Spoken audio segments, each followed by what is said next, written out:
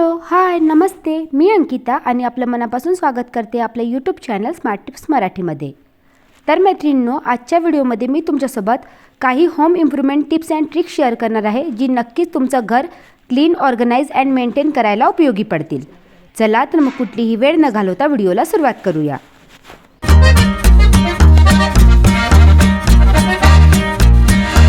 बरेचदा तुम्ही बघितलं असेल, आपल्या बाथरूममध्ये आपण ब्रश कुठेतरी ऑर्गनाइज करून ठेवतो. जसं तुम्ही हे माझं बाथरूम बघू शकता. या बाथरूमला वरच्या भागाला अशी शेल्फ दिलेली आहे आणि त्यामध्ये एका कपमध्ये मी माझे रोजच्या वापरातले ब्रश ऑर्गनाइज करून ठेवलेले आहे. त्याचबरोबर ब्रशसाठी लागणारं टूथपेस्ट आणि बाकी काही छोट्या मोठ्या वस्तू देखील मी त्यातच ऑर्गनाइज करून ठेवलेले आहे. बरेच जणांच्या बाथरूममध्ये तुम्ही असे खुले ब्रश ठेवलेले बघितले असेल, पण हे आपल्या आरोग्यासाठी अतिशय हानिकारक आहे. बाथरूममध्ये आपण आंघोळ करण्याव्यतिरिक्त, ब्रश करण्याव्यतिरिक्त इतर गोष्टीही करतो. त्यामुळे या खुल्या ब्रशवर बॅक्टेरिया जमू शकतो, जर्म्स बसू शकतात. त्यामुळे ब्रशसाठी मी अशा हेडकॅप मागवायचा विचार केला. मग विचार केला की ब्रश होल्डर मागवायचे. बट बरेचदा आपण काय करतो की ओले ब्रशच त्या ऑर्गनायझरमध्ये ऑर्गनाइज करतो. मग त्या ब्रशचं पाणी त्या ऑर्गनायझरच्या खालच्या बेसला जमा होतं. त्यासाठीच मला असा काहीतरी ऑर्गनायझर मागवायचा होता, जो व्हर्टिकल स्पेस देखील ऑक्युपाय करेल आणि त्यामध्ये एअर पासिंगसाठी देखील जागा असेल. या व्यतिरिक्त ब्रश जरी ओले असले तरी त्याचं पाणी खालच्या साईडला पडेल.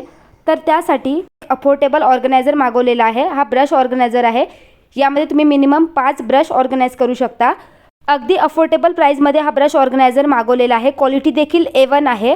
फक्त 150 रुपयाच्या खालीच याचं काहीतरी प्राईज आहे. आणि मागच्या साईडला असे स्टिकर्स दिलेले आहे, जे आपल्याला काढून भिंतीला चिपवायचे आहे. आणि 1 दिवसासाठी हा ऑर्गनायझर आपल्याला भिंतीवर असाच सोडायचा आहे. जेव्हा तो व्यवस्थित सुकेल त्यानंतरच या होल्डरमध्ये आपल्याला ब्रश ऑर्गनाइज करायचे आहे. जर तुम्हाला हा ब्रश ऑर्गनायझर मागवायचा असेल तर डिस्क्रिप्शन बॉक्समध्ये मी लिंक प्रोव्हाइड केली आहे, त्यावर क्लिक करून तुम्ही मागवू शकता. बघू शकता मी ब्रश ऑर्गनाइज केलेले आहे आणि दिसायला किती छानही दिसत आहे. आणि ब्रशचा वरचा भाग पूर्णपणे पॅक देखील झालेला आहे आणि हवा पास होण्यासाठी देखील जागा आहे.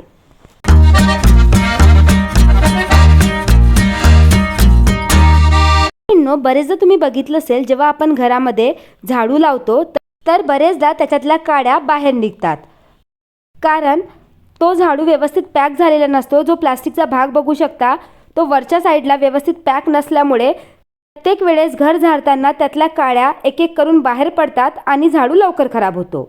त्यामुळे झाडू घेताना देखील आपल्याला काळजी घ्यायला हवी, कारण झाडू देखील खूप महाग असतात. तर त्यासाठीच यावेळेस झाडू घेताना मी काही गोष्टी लक्षात घेऊनच हा झाडू घेतलेला आहे. जसं तुम्ही पाहू शकता, जिथून काड्या निघतात त्या साईडला इथे एक रबर अटॅच केलेला आहे, जेणेकरून तो एरिया व्यवस्थित पॅक झालेला असल्यामुळे त्यातून काड्या झाडू मारताना निघणार नाही. या व्यतिरिक्त मागचा साईड देखील व्यवस्थित पॅक केलेला आहे. तर तुम्ही नेहमी झाडू घेताना या काही गोष्टी लक्षात ठेवा आणि त्यानंतरच झाडू घ्या. बरेचदा बेडशीट खराब झाली की आपण ती तुरंत वॉश करतो, पण गाद्या मात्र आपण वॉश करू शकत नाही. तर बरेचदा आपण गाद्या अशा प्रकारे एखाद्या कपड्याने वगैरे झटकून क्लीन करतो, नाही तर मग उन्हात वाळू घालतो. आणि ज्यांच्याकडे व्हॅक्यूम क्लीनर आहे ते तर त्या गाद्यावरची जी धूळ आहे ती इझिली क्लीन करू शकतात. कारण आपण जसं बेडशीट वॉश करतो ना, त्याचप्रमाणे आपण गाद्या देखील व्यवस्थित साफ करायला हव्या, नाहीतर त्यावर बॅक्टेरिया जमतो आणि ते आपल्या शरीरासाठी हानिकारक आहे. कारण आपला भरपूरसा वेळ हा या बेडवरच जात असतो.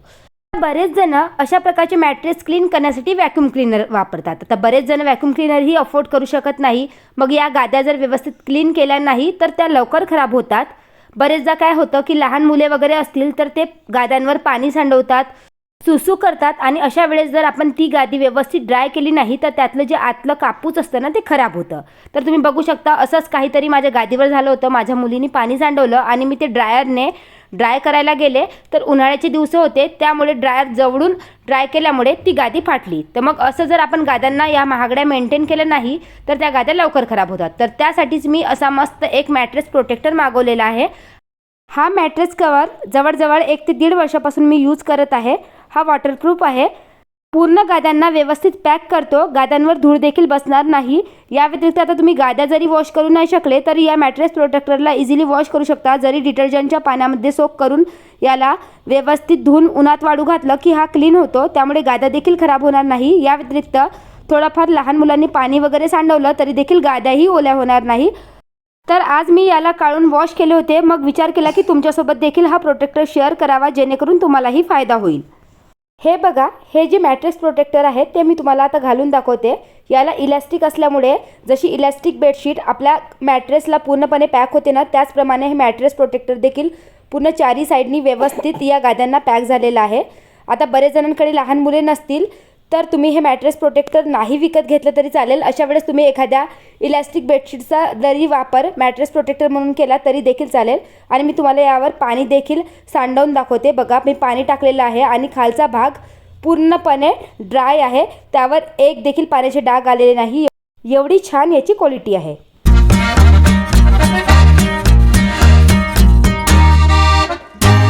आपल्या प्रत्येकाच्या घरी कुठलं ना कुठलं लाकडी फर्निचर तर असतंच, पण जे लाकडी फर्निचर असतं ना त्याच्यावर स्क्रॅचेस खूप लवकर जातात, मग चेअर्स असो किंवा टेबल असो। तर माझ्या लिव्हिंग रूममध्ये असं एक टेबल ठेवलेलं आहे आणि त्यावर मी काही डेकोरेटिव्ह वस्तू अशा ऑर्गनाईज केलेल्या आहे। बरेचदा तुम्ही बघितलं असेल, हे टेबल दुरून जरी दिसायला छान दिसत असेल ना तर त्यावर भरपूरसे असे स्क्रॅचेस पडलेले आहे। बरेचदा काय होतं की त्यावर ज्या वस्तू ठेवलेल्या आहे त्याला आपण इकडे तिकडे क्लीन करताना ओढतो आणि त्याचे जे स्क्रॅचेस असतात त्या टेबलवर पडतात। त्याला अवॉइड करण्यासाठी काही दिवसापूर्वी मी एका व्हिडिओमध्ये तुमच्यासोबत हॅक शेअर केला होता। तर याच्या खालच्या बेसला लावायला असे प्रोटेक्टर मिळतात वेल्वेटचे, तर मी मोठ्या मोठ्या बिंदी लावलेल्या आहे, मी स्टिकला लावलेल्या आहे। तुम्ही वाटेल तर वेल्वेटचा जो कापड असतो ना तो देखील चिपकवू शकता। आता हा जो दुसरा डेकोरेटिव्ह आयटम आहे त्याचा देखील बेस छोटासा आहे, त्यामुळे त्याच्या देखील बेसला आपण मोठ्या मोठ्या टिकल्या चिपकवू शकतो, नाहीतर एखादी वेल्वेटचा कापड वगैरे पांढरा किंवा व्हाईट तो देखील चिपकवू शकतो। पण आता मी तुम्ही बघू शकता या व्यतिरिक्त देखील काही प्लांट्स देखील ऑर्गनाईज केलेले आहे या टेबलवर।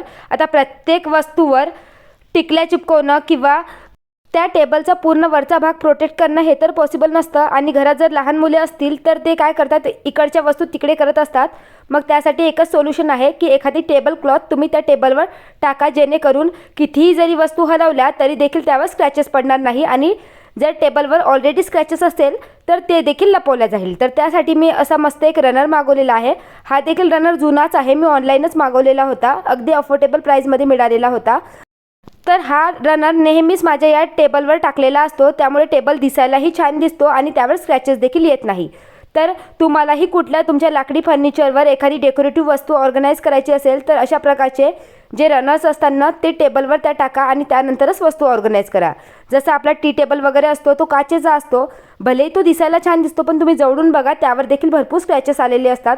तर त्यावर देखील तुम्ही असा टेबल प्रोटेक्टर टाका, मीन्स रनर टाका, त्यामुळे तो दिसायलाही उठून दिसेल आणि त्यावर स्क्रॅचेस देखील येणार नाही।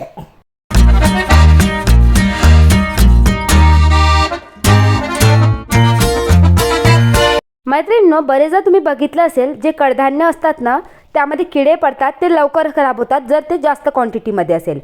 जनरली हे कडधान्य पावसाळ्यात किंवा उन्हाळ्यात लवकर खराब होतात, तर त्यासाठी आपण वेगवेगळे नुस्खे वापरतो। बरेच जण काय करतात, लसणाच्या ज्या कांड्या असतात ना त्या टाकतात, जसं मी टाकून ठेवलेलं आहे, तेजपत्ता टाकतात, लाल मिरच्या टाकतात, बट यावर एक स्पेशल सोल्युशन असतं। तर हे आहे सिलिका जेलचे पॅकेट्स। आजकाल तुम्ही जर मार्केटमधून ग्रोसरी वगैरे विकत घेतली, मीन्स असे कडधान्य पॅकेटचे विकत घेतले, त्या पॅकेटच्या कडधान्यामध्ये तुम्हाला हे पॅकेट्स मिळतील। तर हे विकत नाही घेतलेले आहे, जेव्हाही मी पॅकेट आणते ना त्या पॅकेटमध्ये ऑलरेडी हे सिलिका जेलचे पॅकेट्स असतात, तर तेच मी जमा करून ठेवते। बरेचदा काय होतं की पॅकेटचे कडधान्य आणले जात नाही, जर नॉर्मल शॉपमधून जर कडधान्य आणले जाते तेव्हा त्यामध्ये हे सिलिका जेलचे पॅकेट मिळत नाही। तर मी काय करते, जेव्हाही कुठलंही कडधान्य स्टोअर करायची वेळ होते ना, मग ते कडधान्य असो किंवा कुठलंही सामान असो त्यामध्ये एक सिलिका जेलचं पॅकेट टाकून ठेवते। जसं आपले ड्रायफ्रूट्स वगैरे झाले त्यामध्ये देखील तुम्ही हे सिलिका जेलचे पॅकेट टाकून ठेवले तर त्यावर मॉइश्चर येणार नाही किंवा किडे लागणार नाही।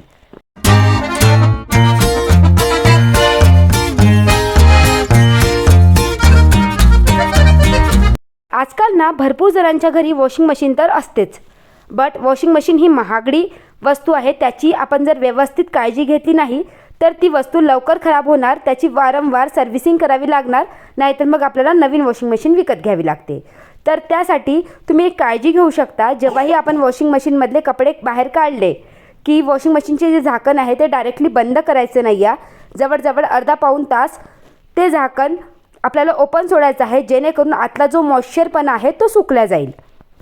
या व्यतिरिक्त वॉशिंग मशीनमध्ये एक फिल्टर दिलेलं असतं। आता प्रत्येक वॉशिंग मशीनचं वेगळं असतं, आता माझ्याकडे टॉप लोड आहे त्यामुळे मला टॉप लोडचंच माहिती आहे। याच्या आतल्या साईडला असं एक फिल्टर दिलेलं असतं, ते आपण जर जुन्या ब्रशनी क्लीन केलं ना तर व्यवस्थित क्लीन होतं। तुम्हाला मी याला ओपन करून दाखवते, बघू शकता यामध्ये किती जास्त घाण जमा झालेली आहे। कारण आमच्याकडे स्वेटर्स जे असतात ना रोज वॉश होतात, त्यामुळे स्वेटर्सला लागलेले जे काही रोये आहे ते पूर्ण यामध्ये जमा झालेले आहे। आणि मी फक्त 10 मिनिटात याला क्लीन केलं। जो जुना ब्रश असतो ना त्यानं तुम्ही घासलं की हे इझिली क्लीन होतं। आणि नॉर्मल कपडे वॉश केला तर याला रेग्युलर क्लीन करायची देखील गरज नाही। 1 महिन्यातून एकदा क्लीन केलं तरी देखील हे खराब होत नाही। तर त्यामुळे देखील आपण जेव्हा कपडे वॉश करतो, हे जर घाण असेल ना तर आपल्या कपड्याला पांढरे पांढरे धागे लागलेले येतात, तर ते यामुळेच होतात। या व्यतिरिक्त नेहमी जे याचं डिटर्जंट बास्केट असतं ते देखील आपल्याला क्लीन करायला हवं। आणि यामध्ये जे लिक्विड डिटर्जंट असतं ना तेच यूज करायला हवं। पहिले ना मी काही दिवस वॉशिंग मशीनची पावडर यायची तर ती यूज करून बघितले, तर मी नोटीस केलं की जे पावडर असतं ते व्यवस्थित विरघळत नाही आणि त्याचा जो कचरा आहे ना त्या बास्केटमध्ये जमा होतो आणि ती मग बास्केट लवकर घाण होते। त्यामुळे नेहमी वॉशिंग मशीनसाठी लिक्विडच यूज करायचं। या व्यतिरिक्त जर तुमची वॉशिंग मशीन बाहेर बाल्कनीमध्ये वगैरे ठेवलेली असेल किंवा बाहेरच्या ग्राउंड एरियामध्ये ठेवलेली असेल तर नेहमी त्या वॉशिंग मशीनला कवर लावायचं। आता तुम्ही बघू शकता ही माझी वॉशिंग मशीन 7 वर्ष जुनी आहे, तरी देखील दिसायला नवीन दिसत आहे। कारण मी याला नेहमी एका वॉटरप्रूफ कवरने पॅक करून ठेवते। त्या कवरला मी व्यवस्थित पुसायसाठी काढले होते। तर बघू शकता वॉशिंग मशीन त्यामुळे खूप क्लीन आहे। माझी बाल्कनी अशी ओपन आहे आणि भरपूर धूळ बाल्कनीमध्ये येते।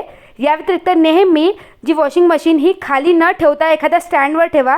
त्याचा एक स्पेशल स्टँड येतो, तुम्ही बरेचदा बघितलं असेल। जेव्हा वॉशिंग मशीन ऑन असते ना तर त्याचा खूप आवाज येतो आणि ती अशी धडधड आवाज करायला लागते।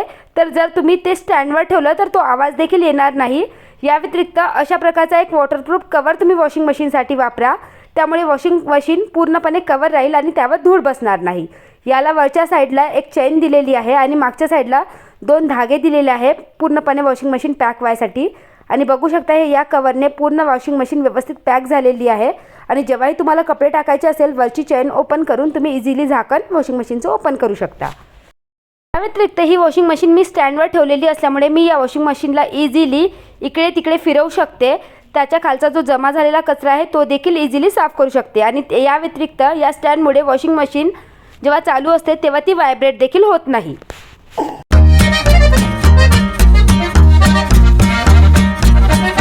तर मैत्रिणींनो, ही होती काही home improvement tips and trick ज्याचा उपयोग करून तुम्ही आपल्या घराला नेहमी क्लीन, ऑर्गनाइज अँड मेंटेन ठेवू शकता। तर मैत्रिणींनो, यातले काही प्रोडक्ट्स तुम्हाला मागवायचे असेल तर फुल प्रोडक्टची लिंक मी खाली डिस्क्रिप्शन बॉक्समध्ये दिलेली आहे, त्यावर तुम्ही क्लिक करून मागवू शकता। तर मैत्रिणींनो, आशा करते की आजचा व्हिडिओ तुम्हाला नक्कीच आवडला असेल। जर व्हिडिओ युजफुल वाटला असेल तर व्हिडिओला लाईक करा आणि त्याचबरोबर तुम्हाला हा व्हिडिओ कसा वाटला हेही मला कमेंट करून नक्की सांगा। या व्यतिरिक्त तुम्ही जर माझ्या चॅनलवर नवीन असाल तर चॅनलला देखील सबस्क्राईब करा असेच युजफुल व्हिडिओ पाहण्यासाठी। चला तर भेटूया अशाच एका नवीन व्हिडिओमध्ये, तोपर्यंत बाय बाय।